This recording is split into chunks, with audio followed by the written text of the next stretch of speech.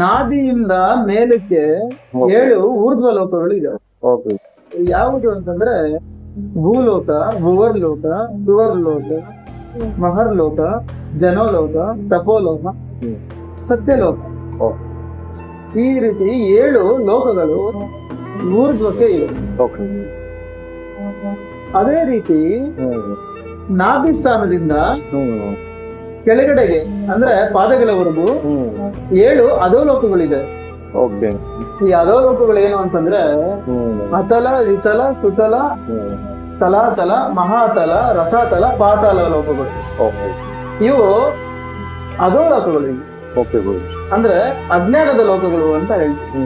ಇದು ನಾಭಿಯಿಂದ ಪಾದದವರೆಗೂ ಇರ್ತದೆ. ಇದು ನಮ್ಮೊಳಗಡೆನೆ ಇರುವಂತದ್ದು. ಇದು ನಾಭಿಯಿಂದ ಮೇಲಕ್ಕೆ ಹೋದ್ರೆ ಊರ್ಧ್ವ ಲೋಕಗಳು, ನಾಭಿಯಿಂದ ಕೆಳಗಡೆಗೆ ಅದು ಲೋಕಗಳು. ನಾವು ಎಲ್ಲಾದ್ರೂ ಹೋಗ್ಬೇಕು ಅಂತಂದ್ರೆ ಮೊದಲು ನಮ್ಮೊಳಗಡೆ ಹೋಗೋ ಪ್ರಯತ್ನವನ್ನ ಮಾಡಬೇಕು ಅಂತ. ಇದನ್ನೇ ನಮ್ಮ ದೊಡ್ಡ ಗಾಯತ್ರಿ ಮಂತ್ರದಲ್ಲಿ ಕೂಡ ಏನ್ ಹೇಳಿದ್ದಾರೆ ಅಂದ್ರೆ ಓಂ ಭೂ ಭುವಃ ಸುವಃ ಮಹಃ ಜನಃ ತಪಃ ಸತ್ಯಂ. ಸತ್ಯಲೋಕ ಇಲ್ಲಿ ಬರ್ತದೆ. ಸತ್ಯಂ ತತ್ಸುರೇಣಂ ಭರ್ಗೋ ದೇವಸ್ಯ ಧೀಮಹಿ ಧಿಯೋ ಯೋ ನಃ ಪ್ರಚೋದಯಾತ್ ಅಂತ ಹೇಳಿ. ಇದರ ಅರ್ಥ ಇದೆ. ಈ 7 ಊರ್ಧ್ವ ಲೋಕಗಳೇ ಗಾಯತ್ರಿ. ಅಂದ್ರೆ ನಮ್ಗೆ ಅಲ್ಲಿ ಏನ್ ಹೇಳ್ತಿದ್ದಾರೆ ಅಂದ್ರೆ ಒಂದು ರೂಟ್ ಮ್ಯಾಪ್ ತೋರಿಸ್ತಿದ್ದಾರೆ ನಮ್ಗೆ, ಹೆಂಗ್ ಹೋಗ್ಬೇಕು, ಊರ್ಗೋಕ್ಕೆ ಹೆಂಗ್ ಹೋಗ್ಬೇಕು ಅಂತ. ಈ ಲೋಕಗಳು ಏನಂದ್ರೆ ನಮ್ಮ ಜ್ಞಾನದ ಮೇಲೆ ಆಧಾರ ಪಟ್ಟಿರ್ತದೆ. ನಾವು ಜ್ಞಾನವನ್ನು ಎಷ್ಟು ಹೆಚ್ಚಿಸುವಂತ ಇರ್ತೀವೋ ಅದು ಅಷ್ಟು ಮೇಲಕ್ಕೆ ಹೋಗಿ ಆ ಲೋಕಗಳಿಗೆ ಸಂಚಾರ ಮಾಡ್ತೀವಿ.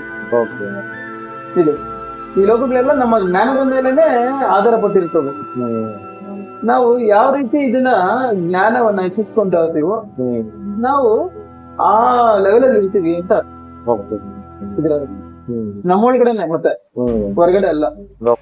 ನಮ್ಮ ಪ್ರಾಣವನ್ನ ಎಷ್ಟು ಮೇಲಕ್ಕೆ ತೆಗೆದುಕೊಂಡು ಹೋಗ್ತೀವೋ ಅಷ್ಟು ಜ್ಞಾನ ಬೆಳೆಯುತ್ತೆ ಅಂತ.